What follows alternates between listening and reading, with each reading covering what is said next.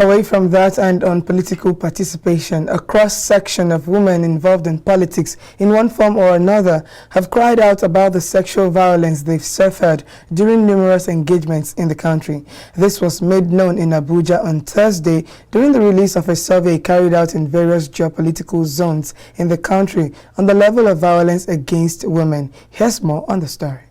According to a survey by the Stand to End Rape Initiative, women have been subject to sexual violence across geopolitical zones in Nigeria due to involvement in politics and governance. While sharing the findings of the survey in Abuja on Thursday, the Executive Director Oluwaseun Osowobi made some recommendations to the government to protect women in politics. 50% of the respondents in Osun State who are active participants in political space reported having experienced injuries inflicted upon them as a result of their participation in election processes, and some have received threats of divorce from their spouses. 67% of the respondents in Osun State also reported that they had been raped as a result of their relatives' involvement in politics. This represents the highest percentage of respondents among all the selected states.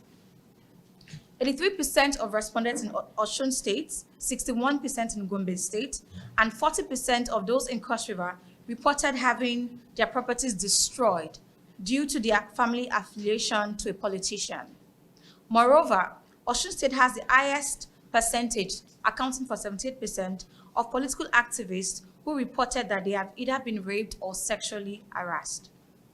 Among the respondents of this study, who identify as electoral ad hoc staff, particularly NYC members, 11% of them reported that they have either been raped or sexually harassed based on their involvement in the electoral process.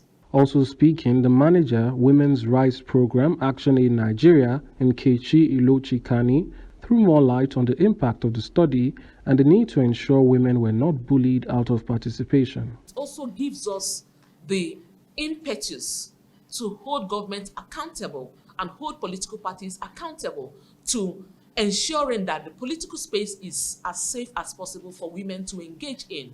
And without this evidence, without this data, where you can see that young people who are core members who just graduated and are serving their land are now being sexually violated because they are working in the space of serving their land, which is an irony. These people are not politicians per se, but they are ad hoc staff that, because they are serving their country, they are now being exposed, they are now vulnerable to issues of political related violence. And these are things that we gloss over. As women are encouraged to participate in politics, it has become necessary to ensure safe spaces that enable them to work freely.